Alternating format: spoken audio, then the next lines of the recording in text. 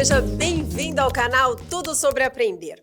E o Cá Entre Nós está mais do que especial, porque eu trago para a conversa a professora doutora Marisa Éboli. Bom, dispensa maiores apresentações, não é verdade? Mas como é um encontro super especial, eu não estou sozinha.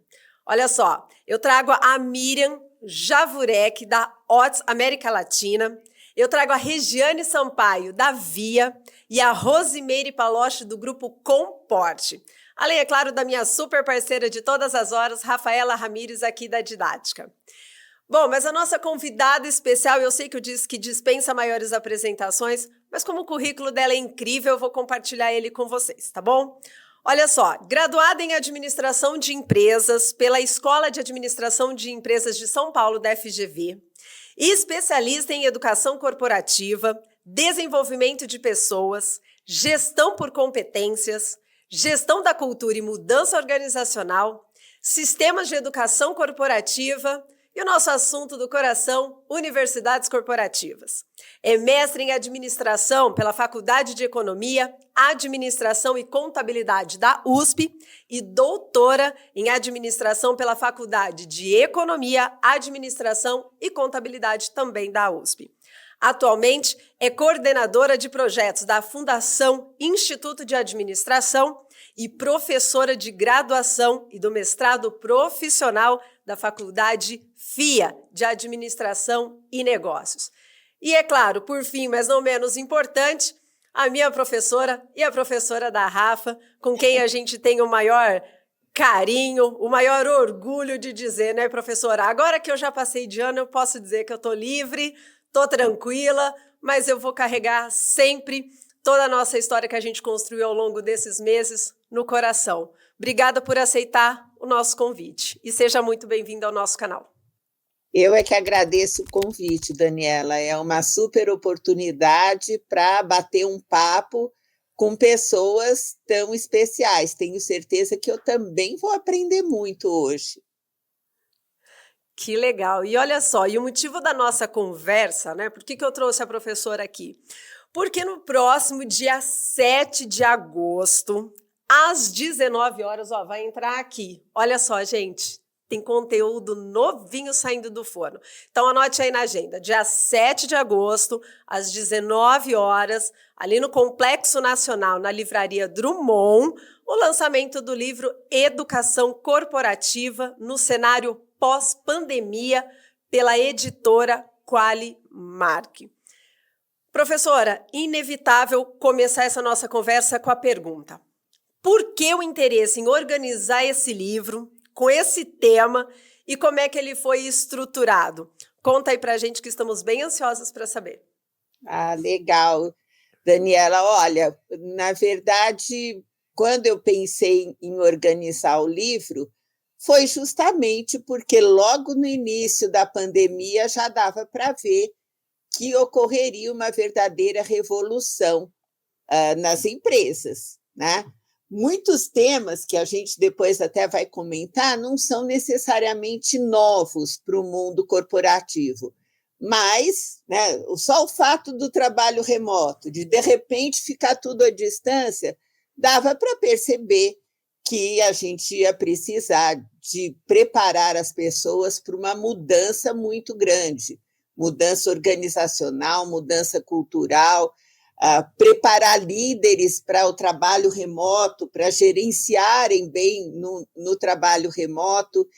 E como a educação corporativa, como você bem sabe, ela deve suportar a estratégia da organização, foi o que eu pensei. Vamos aproveitar esse momento que está ainda todo mundo mais calmo, convidar os parceiros para escreverem artigos, fazendo essa reflexão sobre a pandemia e sobre um cenário pós-pandemia, né? Muitos escreveram ainda durante a pandemia, eu diria que a grande maioria ainda não tinha terminado a pandemia.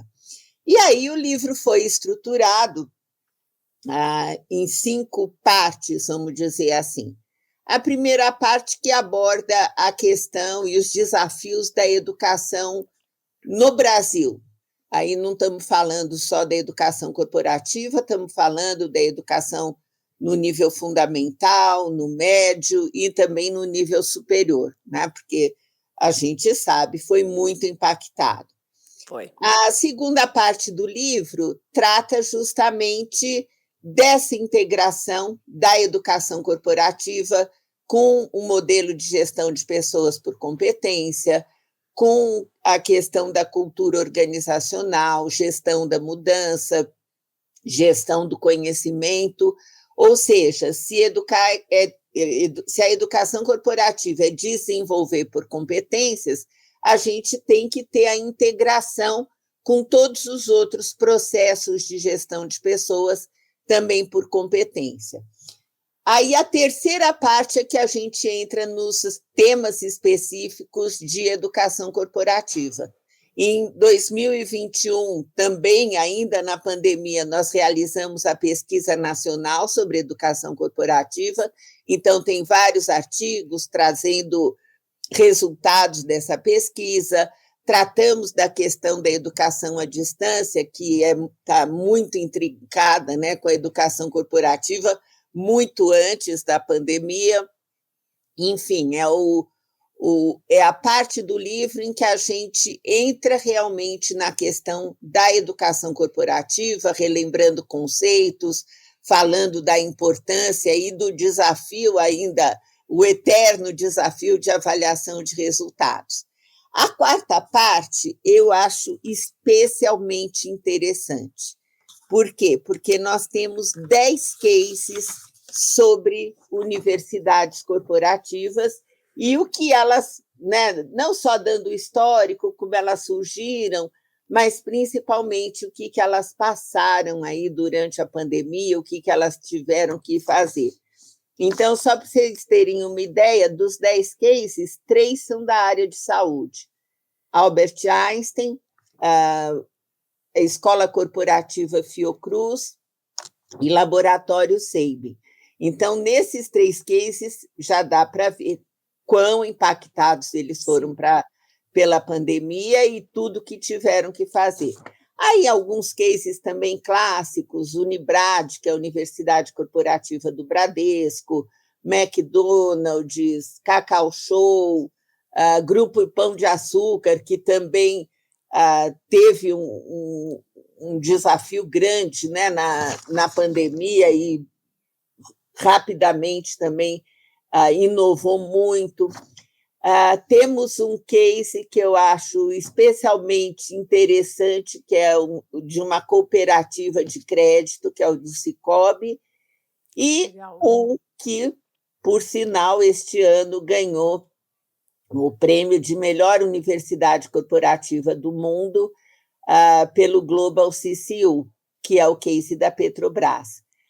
Que já era um case também bastante inovador e que fez muita coisa aí, projetando um futuro mais inovador ainda. Então, eu acho que esses cases eles são de uma riqueza enorme para o livro, porque a gente vê os conceitos antes, os desafios na reflexão dos teóricos, dos acadêmicos, mas os cases colocam ali o relato prático do que eles fizeram e do que pretendem fazer no futuro.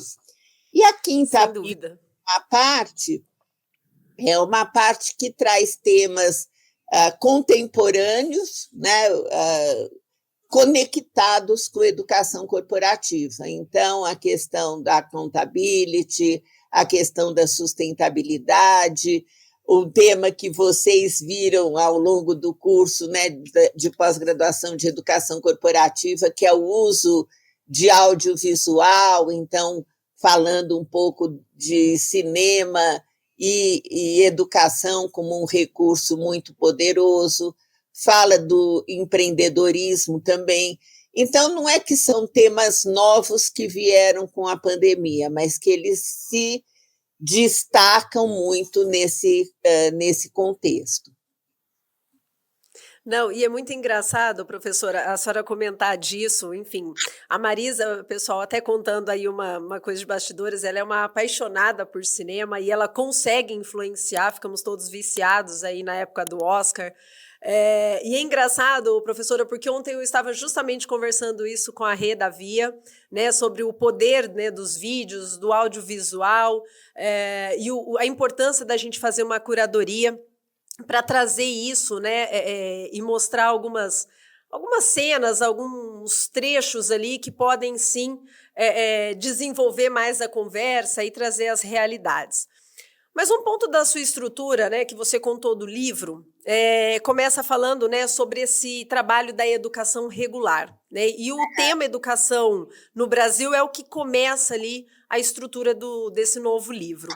E a gente sabe que, durante esse período pandêmico, a educação regular foi uma das que mais sofreram, até que, de certa forma, a educação corporativa ela estava preparada, ou pelo menos caminhando um pouco mais à frente para os recursos mais à distância.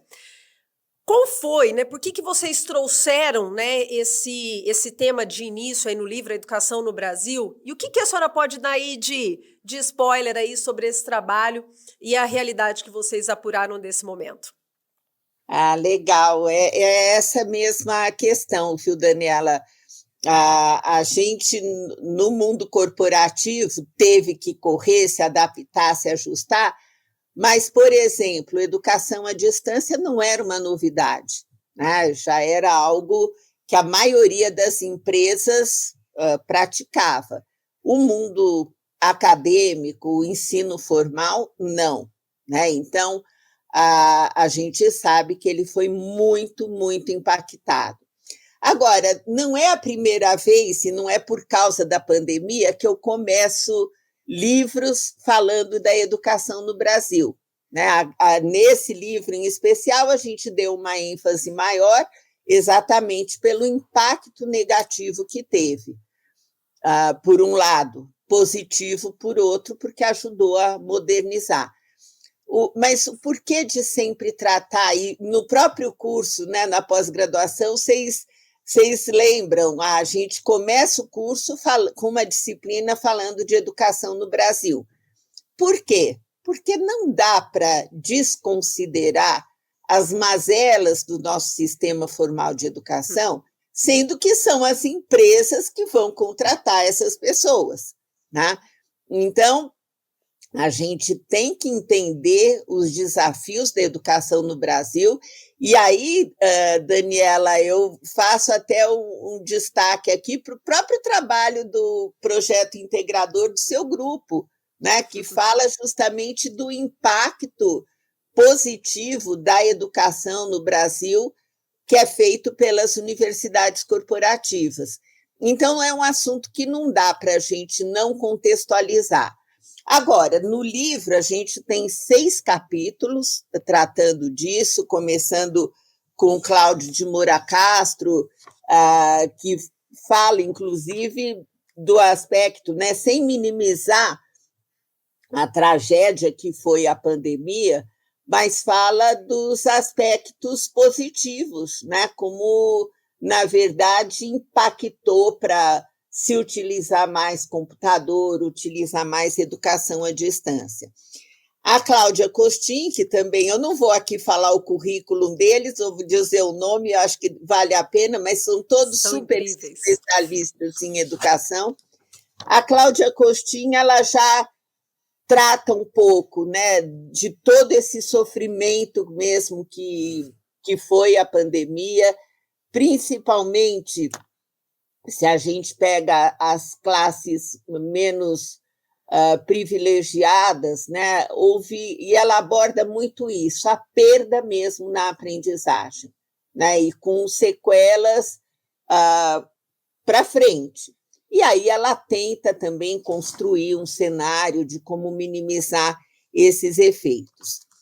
Tem um capítulo também com o Gustavo Borba, que aí é interessante, ele intensifica a conversa com especialistas em educação nesse momento da pandemia, e a ênfase, inclusive, que eles traz, né, dessas conversas está justamente na gestão da mudança no ensino superior. O foco todo do Gustavo Borba, com as reflexões dele, acaba sendo para o ensino superior.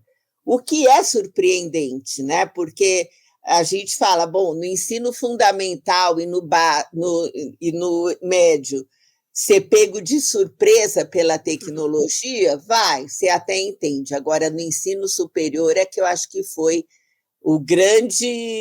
a grande surpresa, sendo que educação à distância não é um assunto novo nem no mundo e muito menos no Brasil, né? Mas foi todo mundo. Então, ele faz muito essa reflexão, mas mais focada no ensino superior. Depois tem um capítulo com o professor José Luiz Goldfarb, e aí é interessante, o Zé Luiz ele é multifacetado, né? 1000 atividades, é professor de História da Ciência na PUC, aqui em São Paulo, coordena um projeto no MIS, e ele fala, inclusive, é interessante que no início do capítulo dele, ele fala, olha, eu nem sei se quando esse livro para o qual a gente está colaborando com o artigo, se ele vai poder ser lançado presencialmente. Espero que sim, né? Porque eu sou um fã do presencial. Mas é inegável que o futuro é híbrido, né? Que esse presencial ele não desaparece, ele vai ter que ser ressignificado, né? E pensado com algo muito especial, mas ele não. O futuro é híbrido. E aí ele coordena um projeto chamado Cine Ciência, no MIS, né, no Museu da Imagem e do Som, que eu cheguei aí várias vezes lá no Cine Ciência, e ele, na pandemia, virou tudo, e era antes tudo presencial, né? Na pandemia, obviamente, ficou à distância e não voltou ao presencial. Continua o Cine Ciência e ele relata um pouco essa experiência de uma forma, eu acho que bem interessante. Uma outra super especialista em educação é a Maria Inês Fini, e aí o foco todo da Maria Inês é a questão da educação híbrida, né? Aí é interessante, eu até separei alguns pontos, né, que ela fala, não só de usar espaços diferentes, tempos diferentes, mesclar atividade, pesquisa, lição de casa, ou seja, a questão da combinação de várias metodologias, múltiplas atividades, que também não é uma novidade, mas isso não aconteceu no ensino fundamental e no ensino médio, né? Quer dizer, eu acho que o que a questão da educação híbrida traz é realmente a necessidade de metodologias ativas. Inclusive, Daniela, como a gente estava comentando do cinema, eu, há 40 anos atrás, quando comecei a dar aula na USP, já usava filme, né? Entrava com conceito, fazia uma atividade prática e ilustrava com um trecho de vídeo.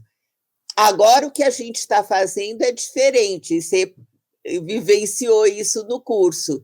A gente usa numa pegada de metodologia ativa, ou seja, não dá um roteiro, não dá nada, só pede para vocês assistirem aos filmes, e aí é que vocês, a partir dos filmes, a gente vai trazendo os conceitos, né? Então, eu acho que esse é o grande aspecto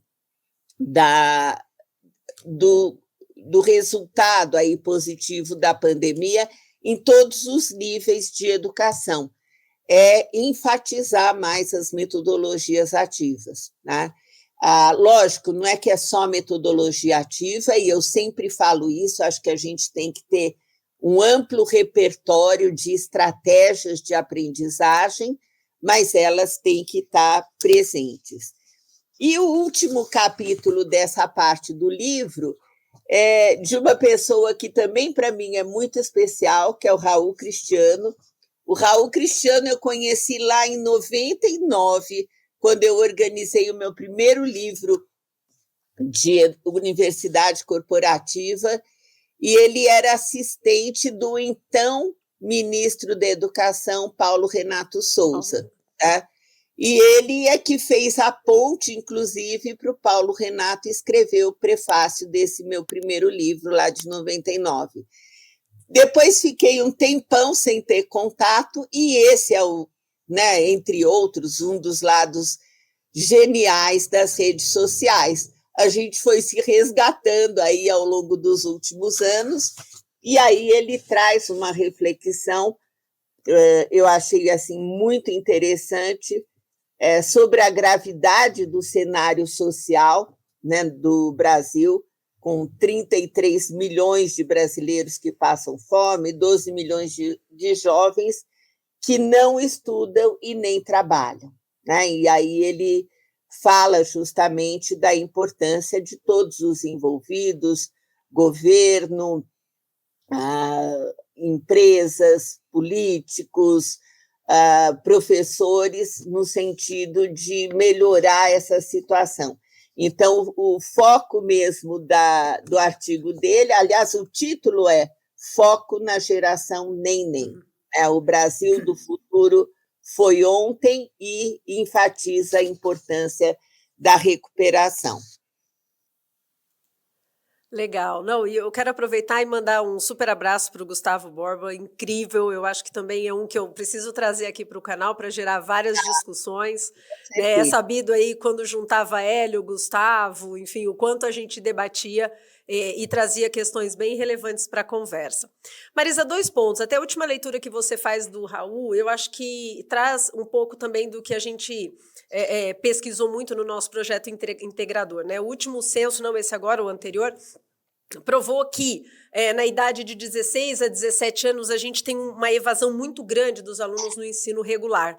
E é justamente essa idade que é a idade entrante para o mercado de trabalho. Ou seja, justamente nesse momento em que a gente deveria aprofundar os estudos, né, para estar mais desenvolvido e preparado para o ingresso no mercado de trabalho, é onde eu tenho esse contraponto da evasão. Né? E as empresas, elas têm muito esse trabalho, eu acho, até essa responsabilidade de criar esse processo de atração e mostrar que, sim, o processo de ensino-aprendizagem é importante.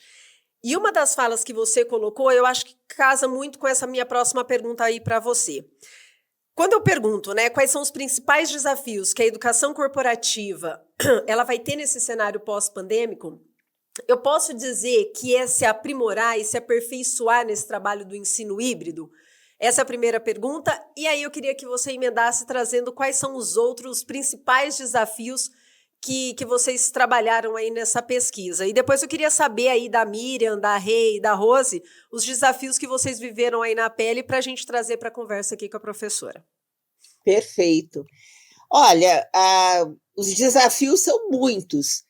E reforço, embora eles não sejam necessariamente novidades, né, Daniela?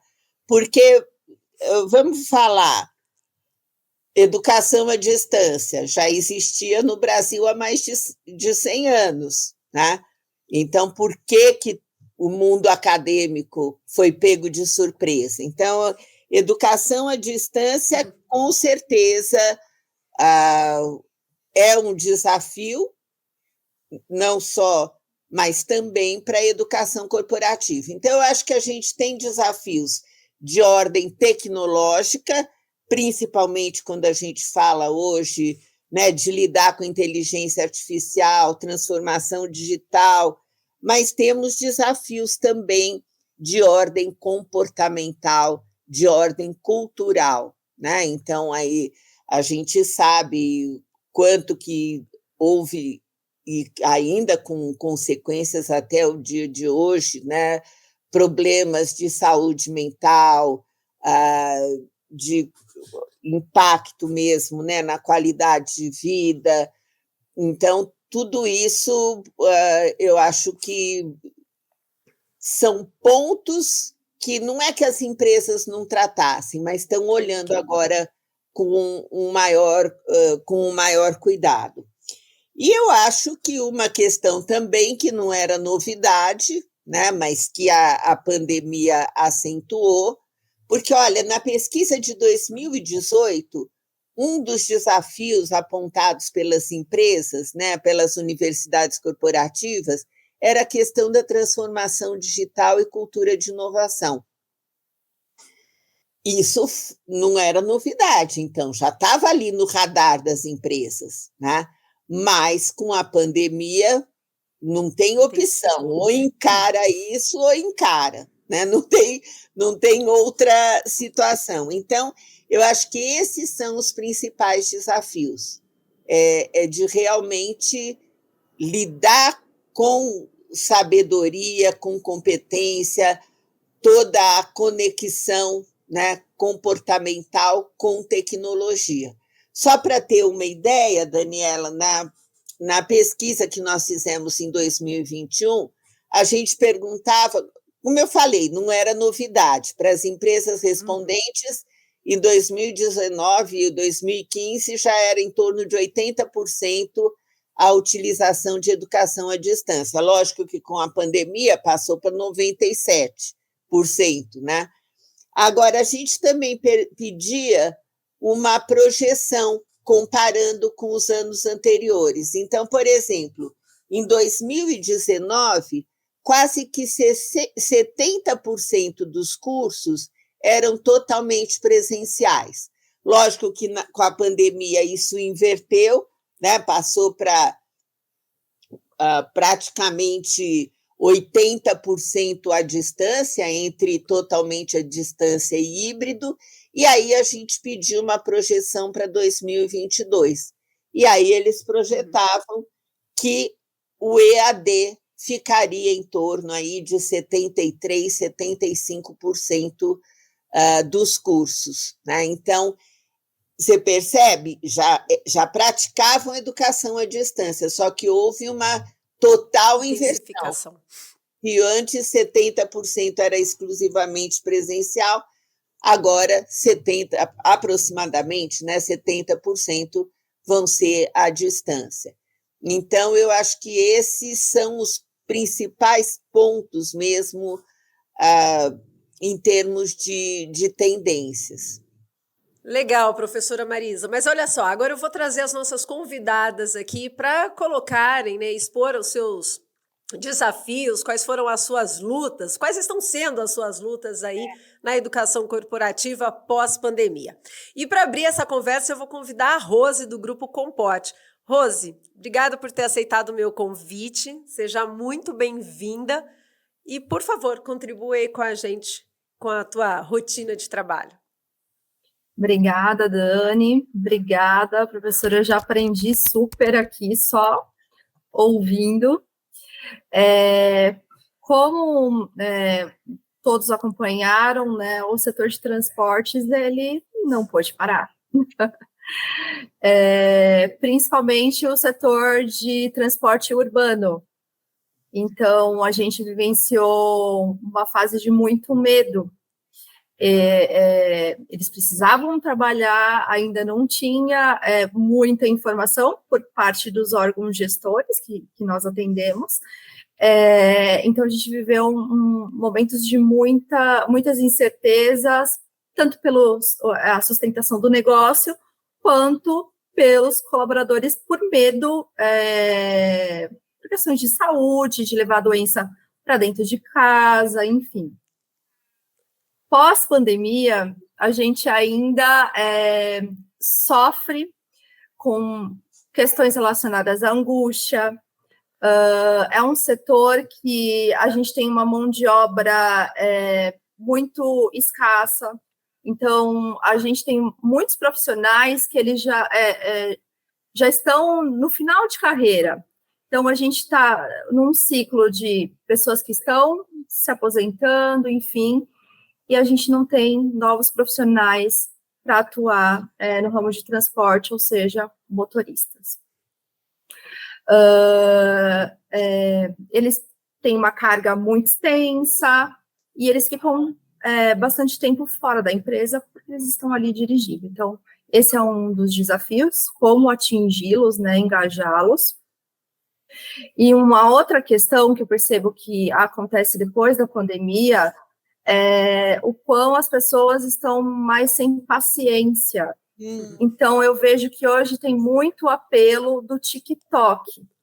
de vídeos mais rápidos, então as pessoas não querem mais assistir filme, agora o YouTube já é uma coisa que é rápida, então aí agora tem que ser uma coisa menor, e eu queria saber como é que a gente pode entregar um bom resultado, um bom conteúdo educacional em menos tempo possível, porque esse já é um apelo que a gente vê que os diretores também já começam a cobrar a gente. E aí, professor, olha só o desafio da Rose. Enfim, uma das coisas que a gente mais vivencia, e a Rose pode colocar, é essa pressão toda, né? Essa dia a dia, o trânsito, a correria, o quanto isso influencia até na saúde mental e o quanto se faz necessário cuidar tanto dos aspectos técnicos ali, que é a direção, enfim, a telemetria, mas também esse cuidado com a saúde mental, que é tão importante. Até a gente brinca, né? Mais do que motoristas, são guarda-vidas, né? São pessoas ali que estão transportando dezenas, centenas de pessoas ali todos os dias. E a gente, obviamente, que está aqui para ouvir a nossa especialista do dia. Olha, eu não desconheço, Rosemary, claramente essa pressão pela questão rápida, e acho que isso tem mesmo que ser incorporado, mas não pode ser só isso, né? Eu acho que é esse o nosso desafio num país que, como eu disse no início, tem profundas mazelas no sistema formal de educação, né? O grau de analfabetismo funcional no Brasil ainda é muito alto, é da ordem de 50%. Então, eu sempre costumo dizer, se a gente for orientar a educação corporativa só pelo que as pessoas gostam, ela vai ficar comprometida. A gente não aprende só pelo amor, né? Eu sempre falo isso. Às vezes, alguns aprendizados exigem mais da gente, geram certo desconforto. É isso que é sair da zona de conforto. Então, assim, eu acho que a gente pode ter cursos rápidos, utilizar muito realmente o audiovisual, porque principalmente as novas gerações são as gerações do audiovisual, mas não exclui também ter uma boa leitura, também ter paciência e concentração para ver um filme mais longo, né? Eu não estou falando para assistir Ben-Hur, que eram nem sei quantas horas de filme, mas algo que estimule essa concentração, que estimule a leitura, eu acho que isso não pode cair, né?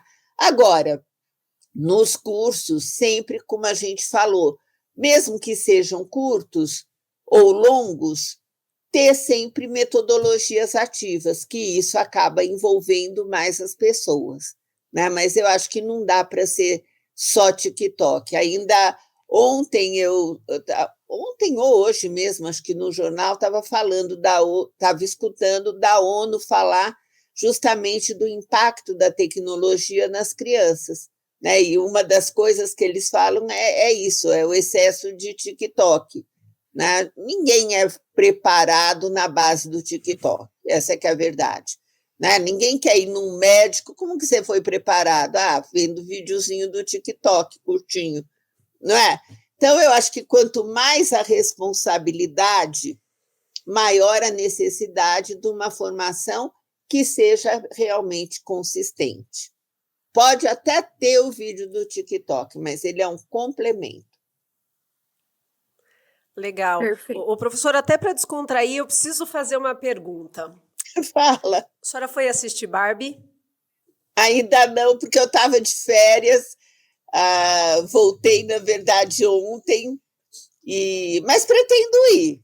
Vou ser sincera com você que primeiro eu quero ver Oppenheimer, mas vou assistir Barbie também, assim como vou assistir Missão Impossível, não tenha dúvida. Então tá bom, depois eu quero saber as impressões, a sua leitura do livro, do filme. Ainda não fui ver, tá aí na agenda. Combinado, que aí a gente faz um programa só de Barbies. Pode deixar. Miriam, você gostaria muito que você colocasse aí para a gente qual é a sua realidade, trouxesse o cenário Otis para a conversa da educação corporativa. Ok, com prazer. Como vai, professora? Tudo bem? Tudo bom. Uma delícia participar desse bate-papo, um prazer enorme também te conhecer. A gente tem lá na Otis uma empresa aí que atende toda a dispersão geográfica brasileira e sempre foi um desafio trazer a educação corporativa para todos, né, em todas as localidades do Brasil. Temos, assim, né, muito grande que, em tempos de pandemia, os cuidados com a utilização de elevadores, o elevador não parou, né, a gente precisou utilizá-lo, só que com outras formas, né, com um outro olhar, com um cuidado dentro da pandemia. Dentro de tudo que a gente foi vivenciando na Otis, né, com vários profissionais, desde o pessoal que lá faz a manutenção dos elevadores, escadas rolantes, até o pessoal já altos executivos, sempre trazer a educação para todos é sempre um desafio. E trazendo um pouco assim do conceito, né, da educação corporativa, a gente sabe que sempre teve o objetivo de enriquecer e promover o desenvolvimento das pessoas. E com a pandemia, muitos aspectos da nossa vida ganharam um novo valor, e passaram a ter um outro significado. E essa ressignificação de valores também é uma das grandes lições que a pandemia nos trouxe. A mudança, a gente sabe, ela sempre gera um desconforto, e essa evolução do comportamento tem muito a ver com essa mudança, né? Então, a transformação digital que a gente tem aqui dentro da Otis, ela foi muito focada e proporcionou uma melhoria no desempenho e na educação das pessoas, e aprender a lidar com a educação corporativa à distância foi realmente desafiador, e a gente vai se adaptando e descobrindo novas formas todos os dias. Diante de tantas mudanças, a formação corporativa, assim, no pós-pandemia, ela tem um papel importante na retomada das nossas atividades, e a gente sempre tem explorado e entendido um pouco mais como tem sido isso, não é uma coisa tão simples, tão matemática. Professora, você poderia, por favor, comentar um pouco mais sobre isso, né? Como é que a formação corporativa no pós-pandemia, nessa retomada toda, ela, quanto mais que a gente pode aproveitar, ou será que a gente já conseguiu esmiuçar todas as possibilidades hoje? Olha, eu acho que muitas já foram realmente, como você falou, esmiuçadas, né? Agora, sem sombra de dúvida, eu acho que é um cenário que ficou, né, esse cenário pós-pandêmico, que requer novas competências. Ou talvez algumas que não sejam tão novas, mas que ganharam uma proporção maior dentro aí do que as empresas necessitam, né? Então, o que a gente já falou, a questão de transformação digital, já estava no radar, agora é real. A questão da inovação, eu não conheço um setor que não esteja preocupado com inovação, né? Por quê? Porque é garantia de sobrevivência. Para você ter um ambiente realmente inovador, a mudança cultural para absorver tudo isso, entender erro não como fonte de punição, mas, né, faz parte de uma cultura inovadora lidar bem com erro. Agora, lidar bem com erro e num cenário em que as pessoas, né, estão com mais problema de saúde mental, saúde mesmo emocional, precisa ser muito bem gerenciado, né? Então, eu acho que esses são os grandes pontos que vão ter que ser muito bem trabalhados agora nesse cenário, e principalmente a formação das lideranças, até para elas lidarem bem com esse perfil que você brilhantemente mencionou, Miriam, da pessoa que, lógico, ela tem que continuar trabalhando, precisa trabalhar, tal, mas ela agora está dando um peso muito diferente para a sua vida pessoal. E faz muito bem, né? E faz muito bem. Então, os líderes, eu acho que são os que mais precisam estar bem preparados para esse novo mundo mesmo que a pandemia despertou, né? A importância da qualidade de vida, que, como eu disse, não é assunto novo, mas agora as pessoas estão querendo isso de verdade, né? Quantas empresas eu não estou vendo que agora querem forçar a voltar ao trabalho presencial total, né? E estão perdendo gente. Eu não sei em outras localidades, mas aqui em São Paulo eu conheço muita gente que fala: é para ter 5 dias presenciais? Estou fora. No máximo 2 dias presenciais, né? Então, tudo isso vai requerer preparo, mudança de mentalidade, mudança também nos processos mesmo de gestão de pessoas, além né, acho que 2 pontos que eu mais vejo é a questão da mudança cultural e como o líder aprender a fazer essa gestão da mudança. Então, assim, esse cenário ele é um prato cheio para a educação corporativa, para viabilizar realmente com sucesso as empresas, de qualquer setor, eu acredito. Não, sem dúvida. E até por isso que eu trago até a Rê agora, né, a Regiane Sampaio, para a conversa, porque eu acho que a gente nunca comprou tanto, né, pela internet nesse momento. Eu falo que até no condomínio que eu moro lá tiveram que fazer um lugar à parte ali só para recepcionar as encomendas que chegavam, precisaram lidar com isso. E eu acho que movimentou o setor de uma forma inesperada, por óbvio, ninguém sabia que tudo isso ia acontecer de forma tão brusca na vida da gente, mas eu acho que isso movimentou e balançou as estruturas da Via. Tô certa, Rê? Seja bem-vinda aí para a conversa. Obrigada, Dani. Certíssima. Acho que movimentou o varejo como um todo, né, Dani? Acho que a Via, né, como uma grande varejista e dentro desse segmento a gente sente essas mudanças, né? E até um prazer, professora Marisa, estar aqui com você. Eu acho que a gente vive não só essa situação que a Miriam trouxe, a professora também trouxe aí com relação à pós-pandemia, dessas mudanças de formatos educacionais, mas também na forma de consumo, né? De consumo tanto de produtos, consumo de educação, enfim. A gente vem conversando bastante, né, Dani, também nessa questão de formatos. E eu acho que até aproveitando, né, por exemplo, aqui na Via a gente tem uma complexidade enorme, né, não só nos estilos de pessoas que nós temos, né, nós temos pessoas de vendas, nós temos pessoas de centro de distribuição, pessoas do corporativo, então é uma complexidade de estilos diferentes e de formas diferentes também de aprendizagem, mas eu queria até aproveitar, professora Marisa, esse ponto que você trouxe, que eu acho que é muito relevante, que a gente tem olhado muito aqui na Via também, que é de que forma que a gente consegue não só adaptar, né, nossos processos de educação corporativa e de aprendizagens, mas também como que a gente pluga essa questão da liderança. E eu vou fazer esse plug com que você trouxe de dica aí para a Miriam, de pedir mesmo assim, poxa, dentro dos seus estudos, olhando, né, todo esse cenário, inteligência artificial, novos formatos pós-pandemia,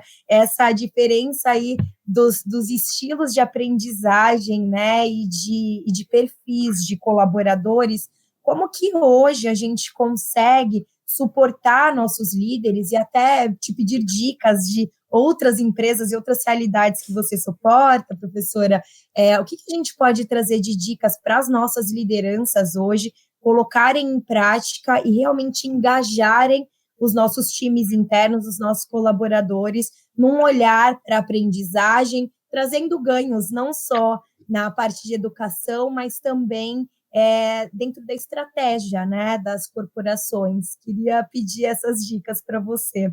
Olha, eu acho que um dos pontos, né, que a pandemia realmente fez emergir forte é quanto a gente tinha de chefe e não de líder nas empresas, né?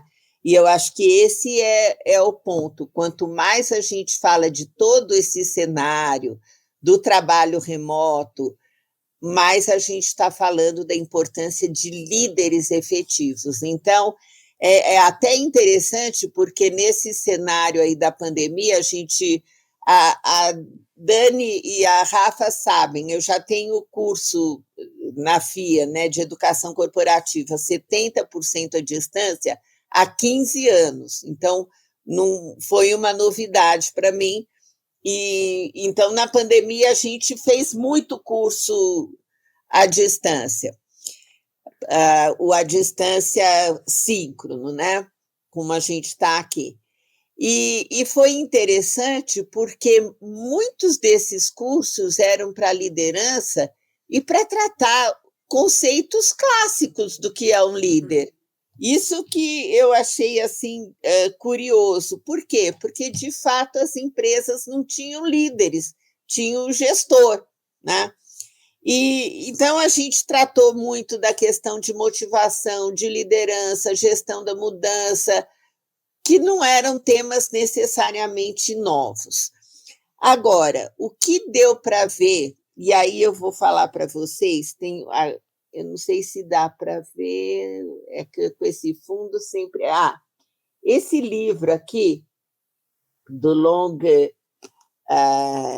Long Distance Leader, né? E que as regras para se ter um líder remoto de destaque, é um livro que foi publicado bem antes da pandemia, ele foi publicado em 2018, né?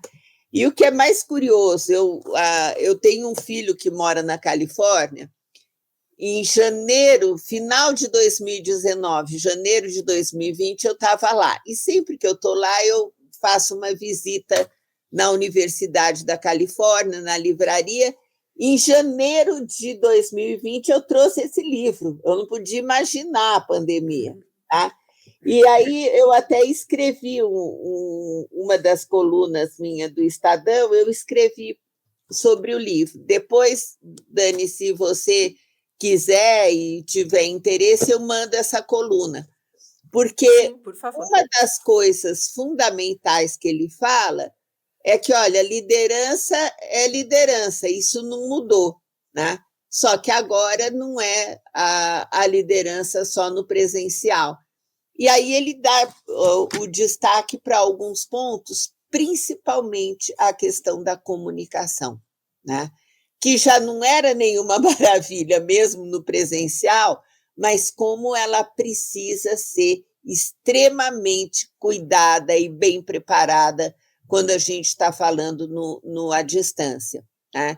Então, eu acho que esse é o ponto, realmente preparar líderes para serem líderes efetivamente e não só chefes, né?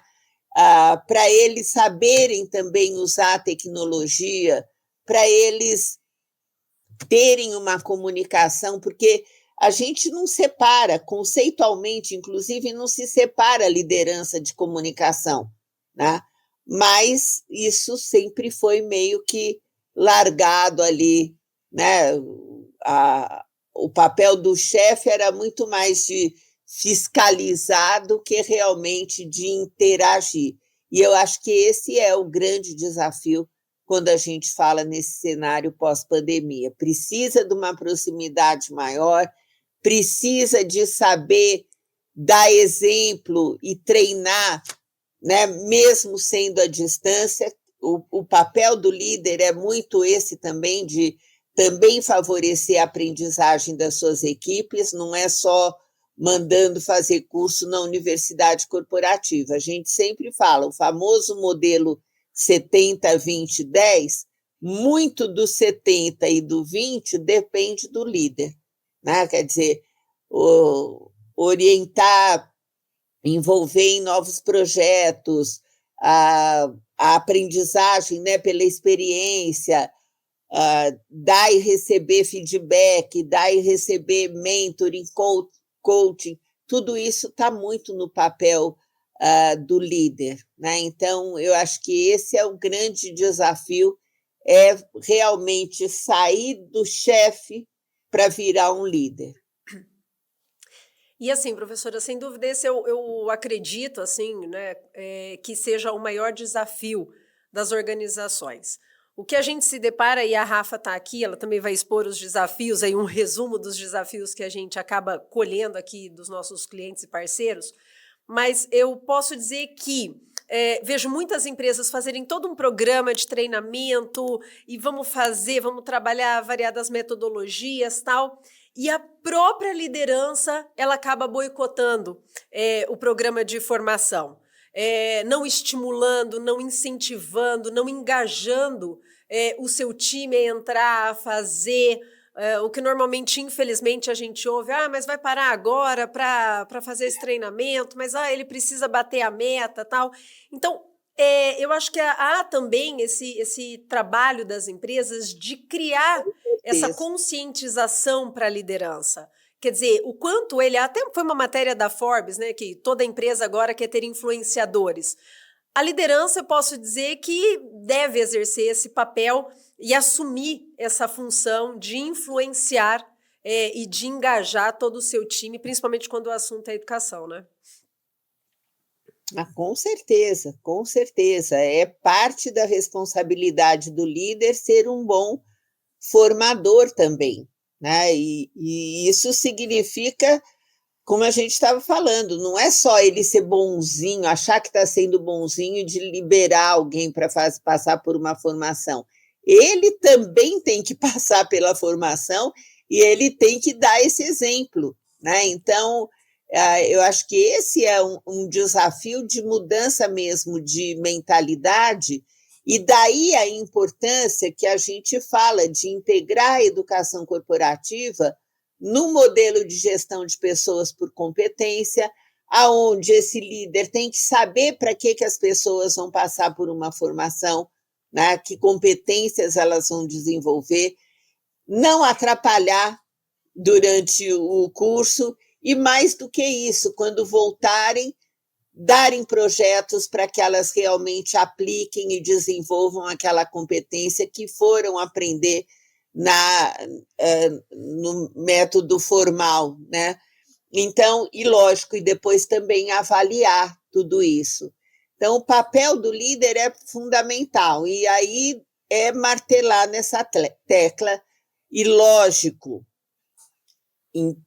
o que eu sempre falo, né? Quer dizer, quando você tem bem azeitado e integrada a educação corporativa, o papel do líder e o modelo de gestão de pessoas, você vai estar levando também em consideração na avaliação do líder quanto ele está desenvolvendo a sua equipe.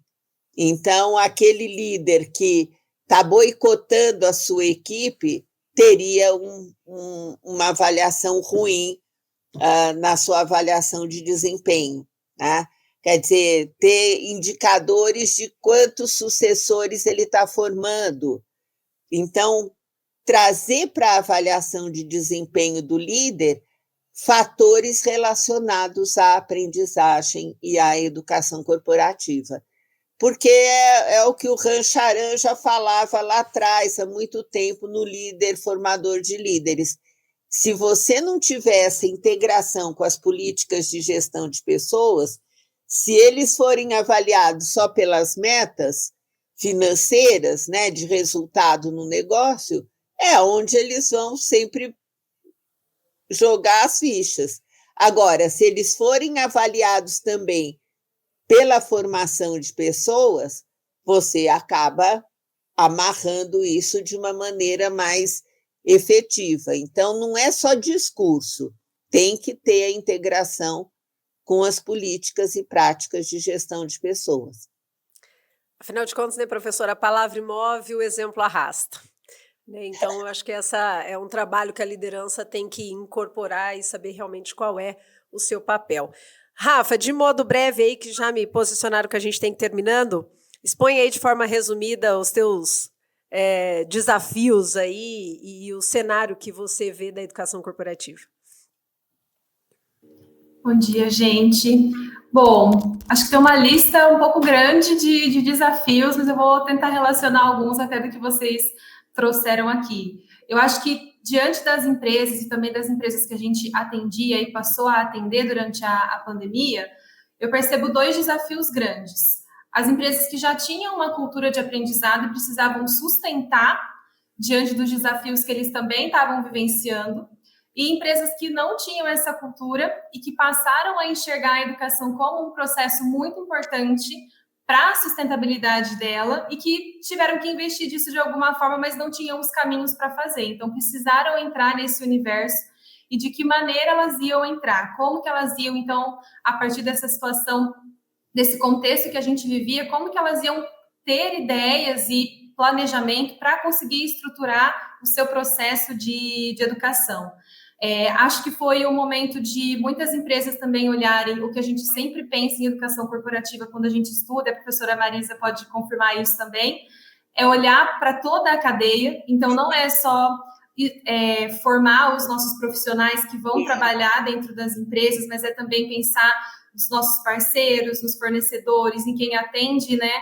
Os operários de uma máquina não são diretamente ligados ao negócio, mas eles levam o meu produto para fora. Uhum. Como eu vou fazer com que eles aprendam da minha maneira, da maneira mais adequada e estratégica para o meu negócio, para que eu consiga me manter no mercado também e superar esses desafios que eu tô passando. Então, acho que foi essa virada de olhar, essa mudança de olhar que alguns negócios precisaram ter para que eles continuassem operando também. E eu acho que o desafio maior, talvez, é olhar no processo de aprendizagem, exatamente como vocês já trouxeram. Como eu faço antes para estimular essa pessoa a aprender?